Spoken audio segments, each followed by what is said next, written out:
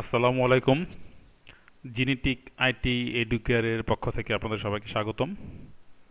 আজকে আমরা মাইক্রোসফট ওয়ার্ডের 7 নম্বর ক্লাসটা করব। তার আগে একটা ছোট্ট জিনিস আমরা একটু দেখি।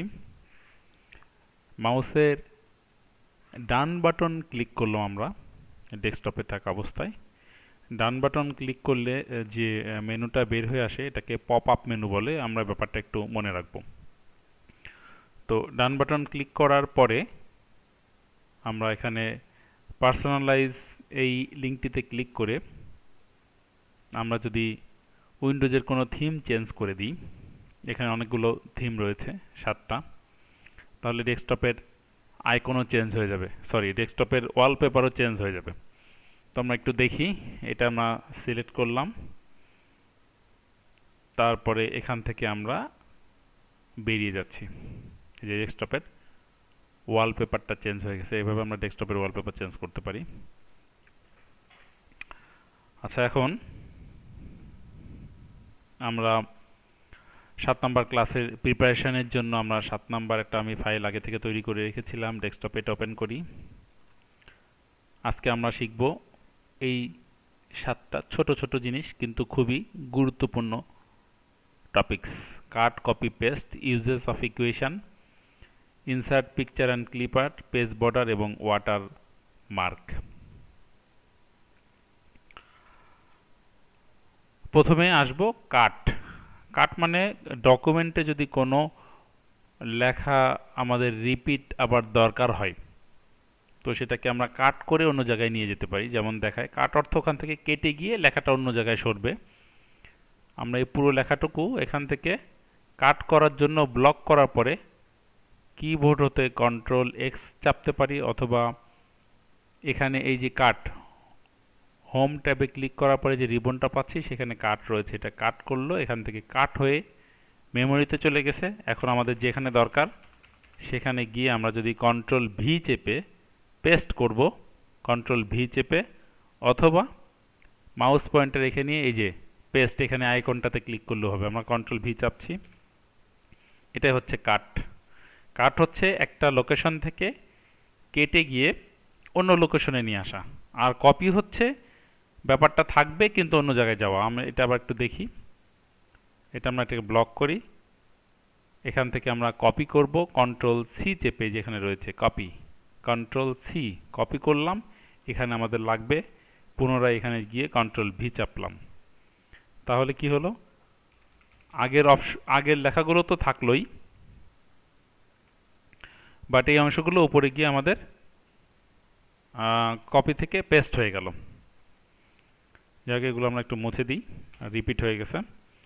এই হচ্ছে কাট, কপি এবং পেস্ট। কাট হচ্ছে কেটে গিয়ে কোথাও পেস্ট হওয়া, কপি হচ্ছে আগের জায়গায় লেখাগুলো অক্ষুণ্ণ থাকা অবস্থায় কপি গিয়ে পেস্ট হওয়া। খুবই সহজ 3টা ব্যাপার। আমরা শ্রেণী শিক্ষকের সহায়তায় ব্যাপারগুলো একটু ডিটেলস দেখব বা প্র্যাকটিস করব। 4 নম্বরে রয়েছে ইউজেস অফ ইকুয়েশন। ইকুয়েশনের ব্যবহার। অনেক সময় আমার ডকুমেন্টসে ছোটোখাটো কিছু ইকুয়েশন বা ইকুয়েশন জাতীয় কোনো টেক্সট লেখার দরকার হয়, তখন আমরা কিভাবে করব দেখি।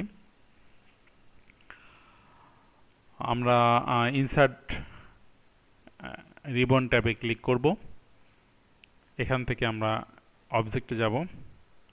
অবজেক্টে ক্লিক করলে এখানে আমরা পাবো দুটো ট্যাব বাটন রয়েছে, ক্রিয়েট ফ্রম ফাইল এবং ক্রিয়েট নিউ। ক্রিয়েট নিউ এখান থেকে মাইক্রোসফট অ্যাপ্লিকেশন 3.0 ওকে করব। তাহলে এখানে একটা লেখার জন্য একটা জায়গা চলে আসবে এবং ইকুয়েশন টুলবারটাও চলে আসবে পাশাপাশি। আর সাদা জায়গায় যদি আমরা ক্লিক করি তাহলে এটা চলে যাবে, সাদা জায়গায় ক্লিক করলে চলে যাবে। তো আমরা একটু নিচে যাই, ব্যাপারটা আবার দেখি। ইনসার্ট ট্যাবে ক্লিক করার পরে অবজেক্ট আসলে, আচ্ছা, অবজেক্ট থেকে মাইক্রোসফট অ্যাপ্লিকেশন 3.0 ওকে। এখানে আমরা একটা ইকুয়েশন, যেটা আগে দেখলাম, ইকুয়েশন টুলবার আসছে আর ইকুয়েশন লেখার জন্য স্পেস দিয়েছে। এখানে আমরা একটা ইকুয়েশন লিখি। আমরা কী ধরনের ইকুয়েশন লিখতে চাই সে এখান থেকে এটা সিলেক্ট করলাম।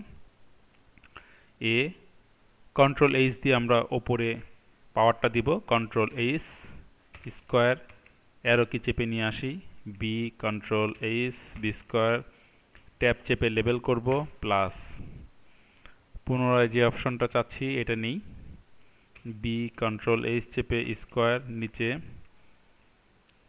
সি কন্ট্রোল এইচ চেপে স্কোয়ার, ট্যাব প্লাস অনুরূপ একটা যে ধরনের আমরা চাচ্ছি শেপ সেটা নিয়ে নিই, a square by B square by C square plus C square লিখি, control H C square by a square B square C square by a square, control H square দিই, ট্যাব দিয়ে লেবেল করে আমরা 1 বসালাম, এরপরে সাদা যে কোনো জায়গায় ডাবল ক্লিক করি, এই যে আমাদের একটা ইকুয়েশন চলে আসছে, সুন্দর একটা ইকুয়েশন যেটা নর্মালি আমরা কিবোর্ড থেকে টাইপ করে লিখতে পারবো না।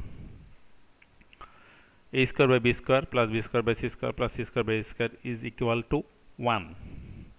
এভাবে ছোটোখাটো বিভিন্ন ধরনের ইকুয়েশন আমরা লিখতে পারবো। এরপরে যাব insert picture and clip art. ডকুমেন্টে পিকচার এবং ক্লিপ আর্ট আমরা কিভাবে সংযোজন করব সেটা আমরা একটু দেখব। তো আমরা এখান থেকে বেরিয়ে একটা নতুন ফ্রেশ করে পৃষ্ঠা নিই, file close, no, file new, blank document থেকে আমরা ক্রিয়েট করলাম। তো এখানে আমরা একটা পিকচার বা ক্লিপ আর্ট, পিকচার তো ছবি আর ক্লিপ আর্ট পিকচারের মতো কিছু ছবি আগে থেকে কম্পিউটারে দেওয়া থাকে, সেখান থেকে নিয়ে এসে ব্যবহার করে আমরা দেখি। ইনসার্ট ট্যাবটাতে ক্লিক করব, একটা রিবন চালু হয়ে গেল, এই যে রিবন, এখান থেকে আমরা পিকচার বাটনটাতে ক্লিক করলাম, আইকনটাতে পিকচার আমরা দেখি কোথায় আছে, পিকচার স্যাম্পল পিকচার। আমাদের এই ছবি যে কোনো জায়গার কম্পিউটারে যে কোনো হার্ড ড্রাইভের লোকেশন থেকে এই ছবি নিতে পারি। আমরা এখানে যে কোনো একটা ছবি চয়েস করি, পেঙ্গুইনস, ইনসার্ট, ছবিটা ডকুমেন্টে চলে আসছে। ডকুমেন্টে ছবিটা চলে আসার সাথে সাথে পিকচার একটা টুলবারও চালু হয়ে গেছে অটোমেটিক্যালি, যেখান থেকে পিকচারের বিভিন্ন কাজটাজ আমরা করতে পারবো, যেমন এই যে ব্রাইটনেস আমরা বাড়াতে কমাতে পারবো। এখানে ধরলে চলে আসছে পিকচারের ব্রাইটনেস বাড়ানো কমানো। তারপরে এখানে রিকালারের মধ্যে পিকচারটা আমরা কি ধরনের করতে চাই, সাদা কালো বা ফেড যে ধরনের দরকার সেগুলো, আরও বিভিন্ন ধরনের ভেরিয়েশন রয়েছে পিকচার নিয়ে এই কাজগুলো। তো এখানে অবশ্য পিকচারের একটা ব্যাপার খুব গুরুত্বপূর্ণ, সেটা হচ্ছে পিকচারটা আমরা লেখার নিচে নিব না ওপরে নিব। পিকচারটা লেখার ওপরে নিব বা না নিচে নিব, এটাকে ডান বাটন ক্লিক করলে আমরা এখান থেকে পাবো টেক্সট র্যাপিং। যদি আমরা লেখার নিচে নিতে চাই তাহলে বিহাইন্ড টেক্সট, এবং যদি লেখার উপরে নিতে চাই ইন ফ্রন্ট অফ টেক্সট। এই দুটোই সাধারণত আমরা ব্যবহার করে থাকি। তো আমি ইন ফ্রন্ট অফ টেক্সট যে কোনো একটা র্যাপিং, টেক্সট র্যাপিং আমরা সিলেক্ট করে নেব, তাহলে আমাদের এই ছবিটাকে বিভিন্ন জায়গায় সরাতে বা মুভ করতে, ছোট বড় করতে আমাদের সুবিধা হবে। এই যে, এবং ছবিটাকে ইচ্ছা মতো ছোট বড় করে নিতে পারবো, আমরা সরাতে পারবো ডকুমেন্টের যে কোনো জায়গায়। ক্লিপ আর্ট আমরা এটা ব্লক করি, তারপর ডান বাটন চেপে কেটে দিই। ক্লিপ আর্ট অনুরূপভাবে ইনসার্টে করে, ইনসার্ট ট্যাবে ক্লিক করার পরে আমরা পিকচারের পাশে ক্লিপ আর্টে ক্লিক করি। এই কর্নার রয়েছে অর্গানাইজ ক্লিপস, এটাকে বলা হচ্ছে টাস্ক প্যান। এখানে অর্গানাইজ ক্লিপে ক্লিক করলে একটা উইন্ডো পাচ্ছি, সেখান থেকে অফিস কালেকশন এখানে আমরা ক্লিক করি। এরপরে এখানে রয়েছে বিজনেস, সবগুলোর মধ্যেই ছবি রয়েছে, বিভিন্ন ধরনের ছবি রয়েছে বা ক্লিপ আর্ট রয়েছে। বিজনেসে গিয়ে আমরা এখান থেকে একটা ক্লিপ আর্ট ক্লিক করে কপি করি, তারপর এটা মিনিমাইজ করে এখানে ডান বাটন ক্লিক করে পেস্ট করে দিই। অনুরূপভাবে এটাকে ডান বাটন ক্লিক করে টেক্সট র্যাপিংয়ের মধ্যে গিয়ে আমরা যে কোনো একটা সিলেক্ট করি, ইন ফ্রন্ট অফ টেক্সট বা বিহাইন্ড টেক্সট হয়ে যায় যে কোনো একটা, তাহলে ছবিটাকে আমরা যে কোনো জায়গায় মুভ করতে পারবো, ছোট বড় করতে পারবো এবং ডকুমেন্টের মধ্যে প্রয়োজন অনুসারে ব্যবহার করতে পারবো। এই গেল ইনসার্ট পিকচার এবং ক্লিপ আর্টের ব্যাপারটা। আচ্ছা, আমরা একটা কিছু লিখে এই ব্যাপারটাকে আমরা একটু দেখি সামনে টেক্সটের উপরে বা পেছনের প্রতিস্থাপনের ব্যাপারটা সে এখানে লিখি, আমি আমার নামটাই লিখি Adnan Kadir Piyal, genetic IT educare Faridpur Pabna mobile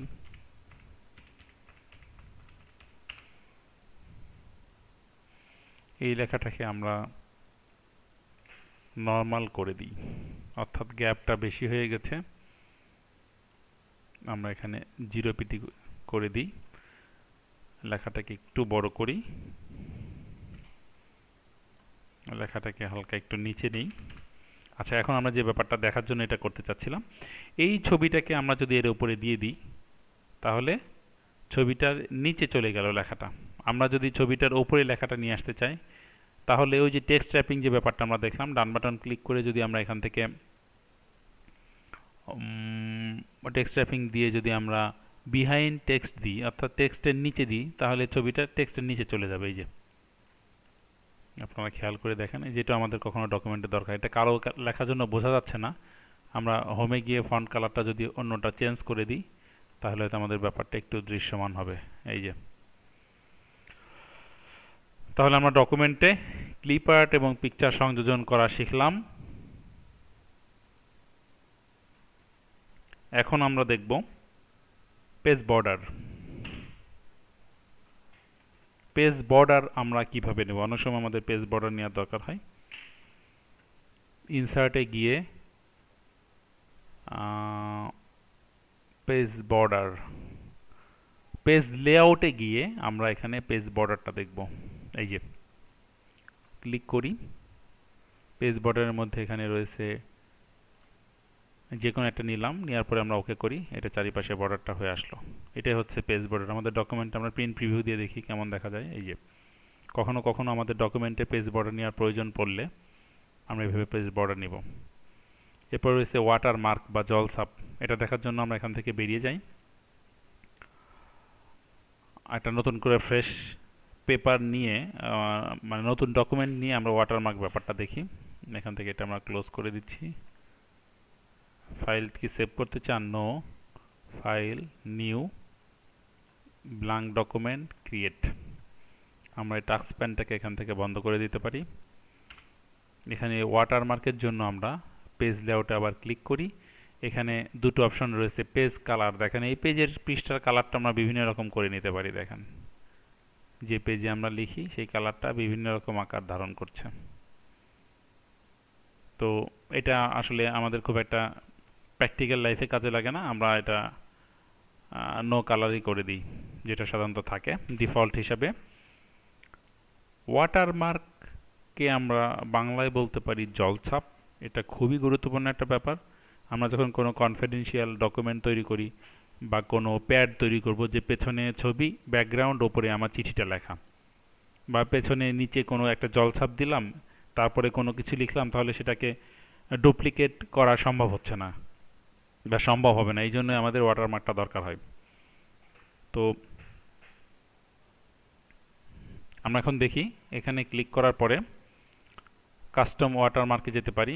যাওয়ার পরে আমাদের পিকচার ওয়াটারমার্ক লাগলে এখান থেকে সিলেক্ট পিকচার নিয়ে আমরা এটাকে করে দিতে পারি।